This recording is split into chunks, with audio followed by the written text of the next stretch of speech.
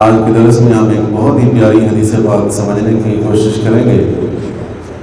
حضرت سیدنا ابو امامہ رضی اللہ تعالی عنہ سے روایت ہے، حضور سرور عالم صلی اللہ تعالی علیہ وسلم نے ارشاد فرمایا، اتقوا فراست المؤمن فإنہ ینظر بنور اللہ۔ فرمایا مومن کی فراست سے بچو، اس لیے کہ وہ اللہ کے نور سے دیکھتا ہے۔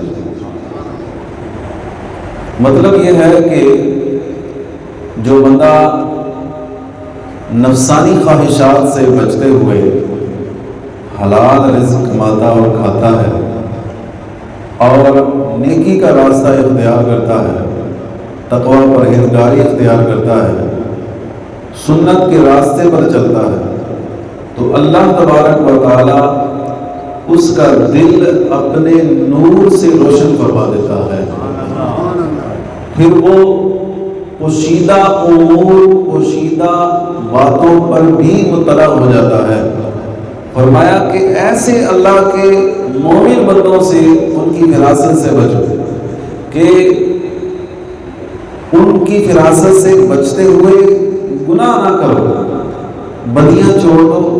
فرمایا ورنہ اللہ کے یہ نیک بندے تمہارے گناہوں پر مطلع ہو جائیں گے اور تمہیں شرمندگی اور ندامت ہوگی۔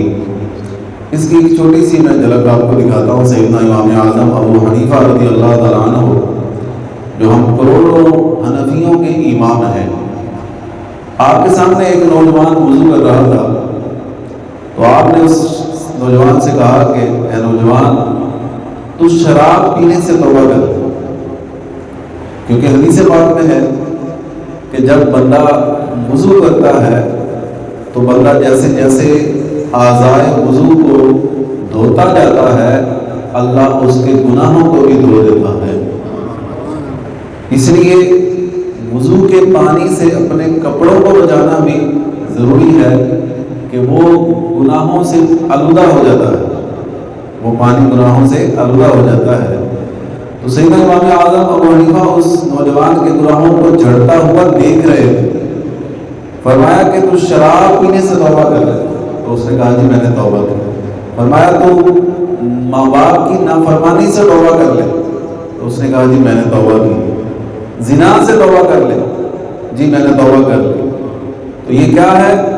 سیدنا امام اعظم ابو حنیفہ آپ شریعت مطہرہ کی پابندی کرنے والے تھے، نفسانی خواہشات سے بچنے والے تھے، اس قدر نفسانی خواہشات سے بچنے والے تھے کہ آپ نے کسی شخص سے قرضہ لینا تھا، تو ایک بار کسی اور کام سے آپ اس سے ملنے کے لیے گئے، ایک اور کام سے اس سے ملنے کے لیے گئے، تو وہاں دھوپ تھی،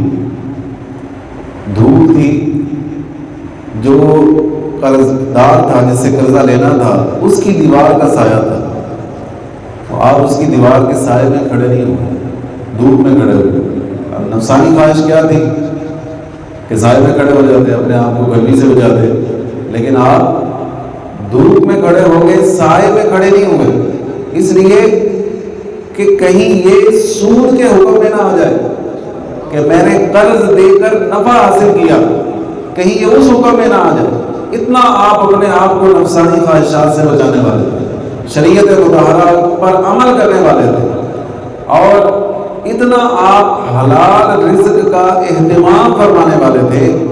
تو اسی برکت سے اللہ تبارک و تعالیٰ نے آپ کے دل کو اپنے نور سے منور فرما دیا، اتنا منور فرما دیا کہ آپ کو اللہ تبارک و تعالیٰ نے کشف و کرامت بھی عطا فرمائی۔